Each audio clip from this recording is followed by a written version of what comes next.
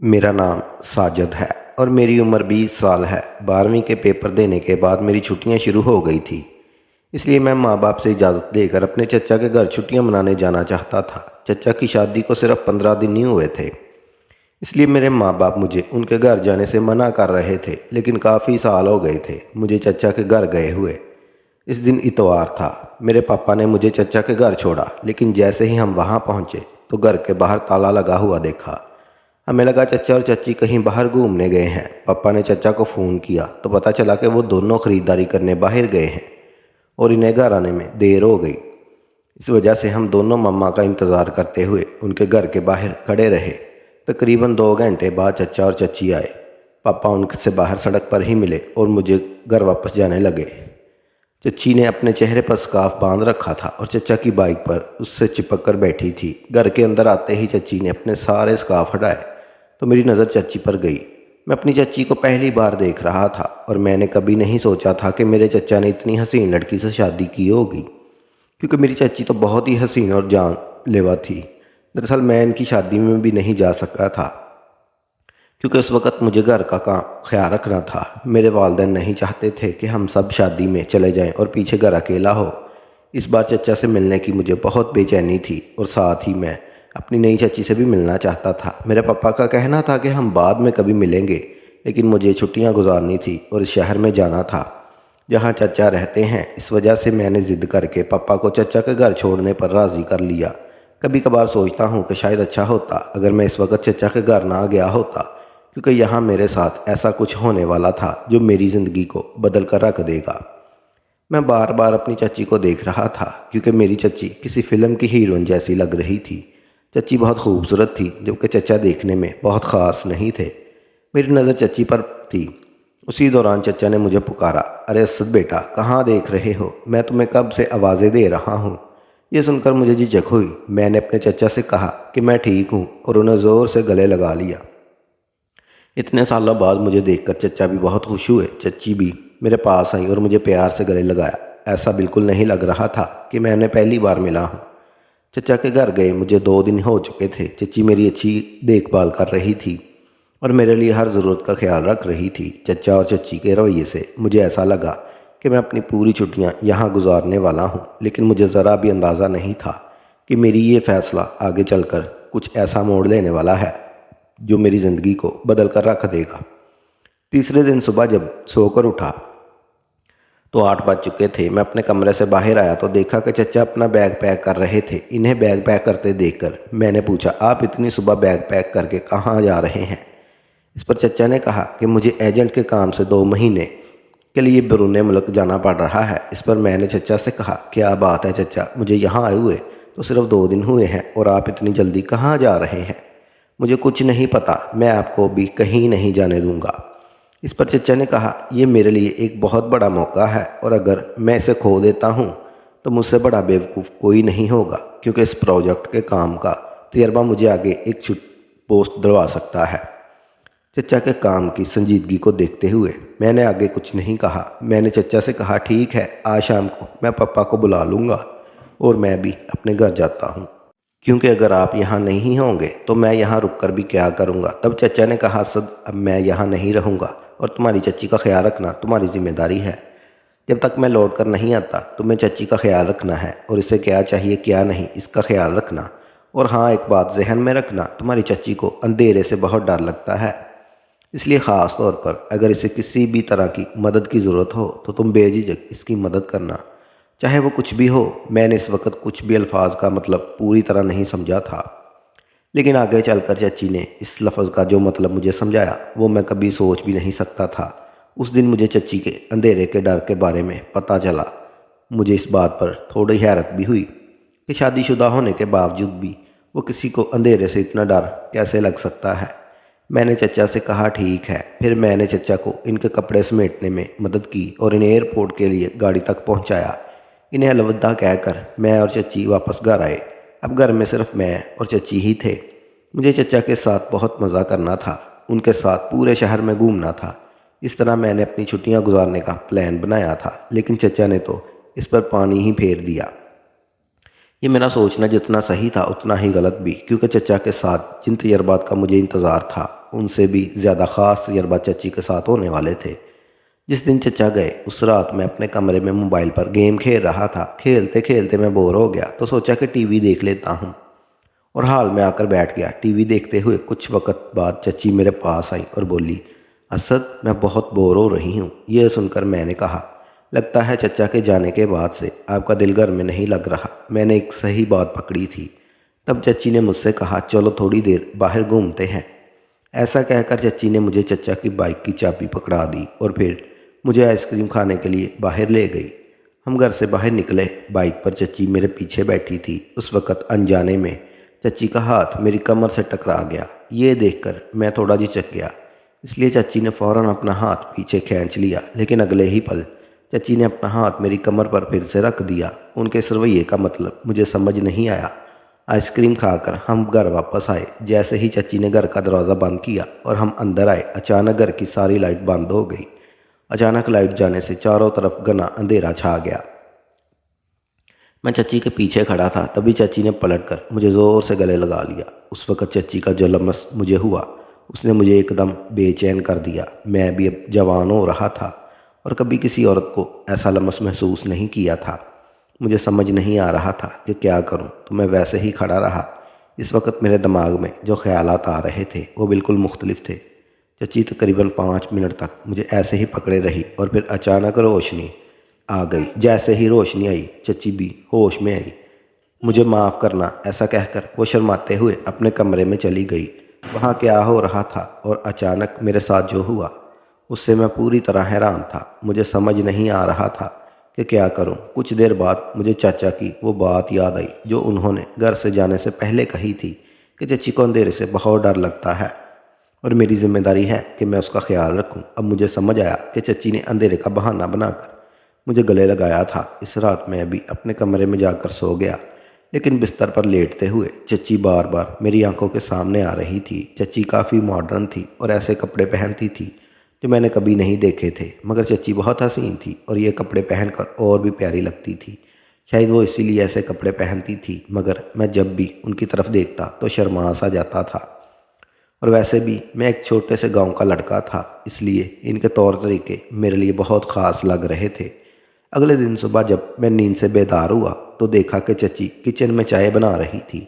उस वक़्त उनकी तरफ देखना मुझे थोड़ा अजीब लग रहा था।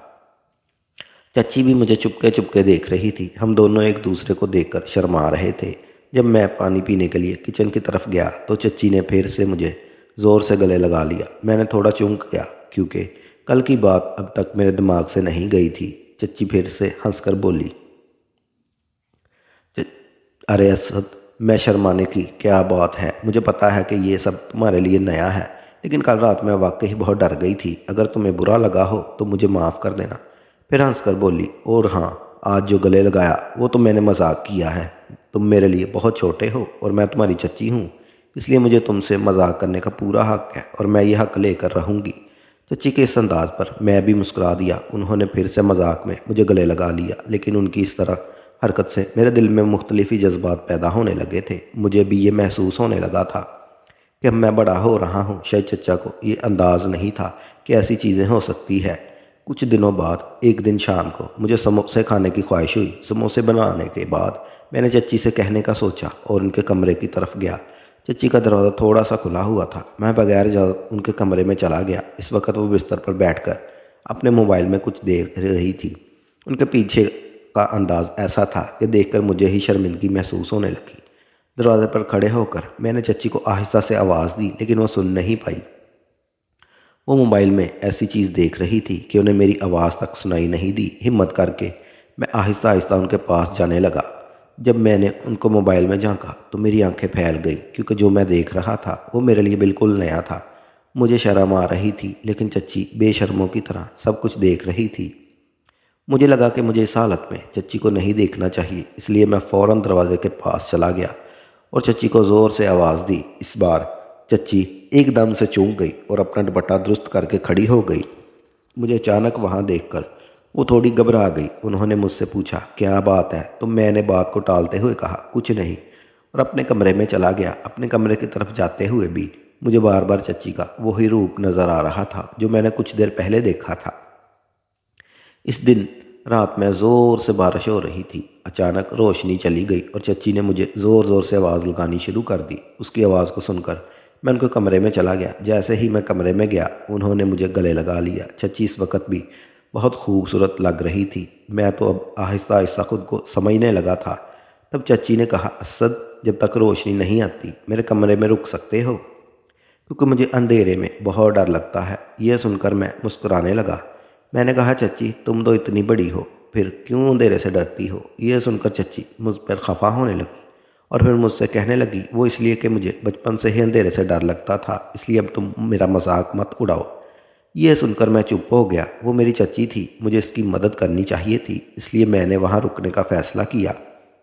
हम कुछ वक्त तक बातें करते रहे। मैंने चच्ची से पूछा कि आपने मेरे चचा को कहाँ देखा था? यह सुनकर मेरी चच्ची कहने लगी, वो हमारे घर के करीब ही रहते थे, मैं उन्हें रोज़ ही आते जाते देखती थी, मगर कभी उनसे बात नहीं की। यह सुनकर मैंने चच्ची से पूछा, फिर मुलाकात कब हुई? जी ने कहा, उन्होंने चचा से 1 साल पहले मुलाकात की थी और उनका प्यार इतना बढ़ गया कि उन्होंने फ़ौरन शादी करने का फ़ैसला किया।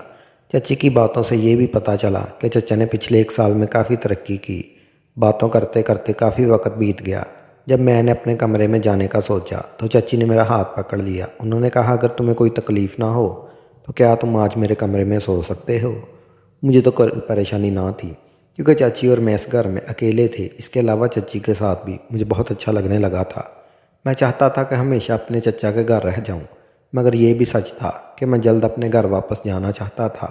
इसलिए मैंने सोचा कि मुझे ये वक्त एंजॉय कर लेना चाहिए। इस रात मुसलसल बारिश हो रही थी। रात को कोई रोशनी नहीं थी और मैं नींद में उठा। मुझे बहुत अच्छा महसूस हो रहा था, क्योंकि बारिश होने के बाद मौसम बहुत अच्छा हो गया था। गोया मुझे एक अनोखा सुकून मिल गया हो। चच्ची मुझे बहुत खुश नज़र आ रही थी। ऐसी खुशी मैंने पहले कभी उनके चेहरे पर नहीं देखी थी। नाश्ता करते वक्त चच्ची मुझसे बात कर रही थी। चच्ची ने कहा, आज तो बारिश रुकने का नाम ही नहीं ले रही, इसलिए तुम अपने चचा के आने तक मेरे कमरे में सो सकते हो। चचा जाते वक्त मुझे बता के गए थे कि अगर तुम्हें किसी चीज़ में मदद चाहिए हो तो बेझिझक बताना। इसलिए मैंने भी मन में शर्मिंदगी ना रखते हुए चच्ची के पास रुकने का फ़ैसला किया। रात को चच्ची मुझसे बातें करने लगी, लेकिन एक बात पर मेरा ध्यान गया कि मेरा पेट दर्द होने लगा। चच्ची की बातों में मुझे थोड़ा डर लग रहा था, इसलिए मैं उनके कमरे में सोने लगा। हालांकि चच्ची इसका फ़ायदा उठाने में लगी हुई थी, ये मुझे समझ नहीं आ रहा था। मैं सोच रहा था कि चच्ची को मुझसे क्या चाहिए। रात को बातें करते करते चच्ची मेरे लिए गर्मा गर्म दूध लेकर आई। मैंने चच्ची से कहा, मुझे दूध नहीं पीना, मैंने अभी तो खाना खाया है। मगर चच्ची मुझे कहने लगी, तुम पढ़ाई कर रहे हो, तुम्हें ताकत की ज़रूरत है, इसलिए फ़ौरन ये दूध पी लो। लेकिन मैंने दूध नहीं पीना चाहता था, क्योंकि वो रोज़ रात को चच्ची मुझे दूध का गिलास पिला देती और उसके बाद मुझ पर बेहोशी तारी हो जाती थी, जबकि मैं भी चच्ची से बातें करना चाहता था। मगर मुझे चच्ची की बात मानकर वो दूध का गिलास खाली करना पड़ा। फिर रात को वो दूध पीते हुए और बातें करते हुए मुझे कब नींद आ गई ये मुझे भी नहीं पता। मुझे ऐसा लग रहा था कि चच्ची की खूबसूरती अब मेरे दिलो दिमाग में बसने लगी थी। लेकिन मुझे एक अजीब बात का एहसास हुआ कि चचा के बाहर जाने के बाद इन्हें मुसलसल फ़ोन आ रहे थे। अचानक मेरा पेट दर्द फिर से बढ़ने लगा, जिससे मैंने अपने वालिद को कॉल की कि मैं घर आने वाला हूँ। ये सुनकर चच्ची मुझ पर चढ़ गई। उन्होंने कहा, क्या तुम्हारे चच्ची ने तुम्हें नहीं बताया कि अपनी चच्ची का ख्याल रखना, तुम अभी नहीं जा सकते? चच्ची की बातें मुझे कुछ समझ नहीं आई कि कौन सा रिश्ता और कौन सा ख्याल। जब मैंने इसके बारे में पूछा तो उन्होंने कहा, मुझे नहीं पता, लेकिन तुम मुझे छोड़कर कहीं नहीं जा सकते। चच्ची ने तो मुझसे घर ना जाने की ज़िद पकड़ ली, लेकिन मेरा पेट दर्द कुछ कम होने का नाम ही नहीं ले रहा था। मैं ये सब बात चच्ची को बताने में हिचकिचाहट महसूस कर रहा था। रोज़ मेरे पेट दर्द और मेरी कमज़ोरी बढ़ती जा रही थी। चच्ची तो रोज़ किसी न किसी बात पर खुश रहने का बहाना ढूंढ रही थी, लेकिन मुझे समझ नहीं आ रहा था कि आखिर मेरे साथ क्या हो रहा था, क्योंकि ऐसा तजर्बा मुझे पहली बार हो रहा था। चच्ची को गए हुए तकरीबन 1 हफ्ता हो गया था। शाम को 7 बजे घर की बेल बजी, जिससे मेरा दिल डर सा गया। मैंने अपने कमरे में देखा तो चच्ची वहाँ बेफिक्र होकर सो रही थी। बेल मुसलसल बज रही थी, इस वजह से चच्ची की आँख खुल गई और फिर वो खुद ही दरवाज़ा खोलने गई। दरवाज़ा खोलते ही सामने पुलिस खड़ी थी। पुलिस देखकर चच्ची घबरा गई।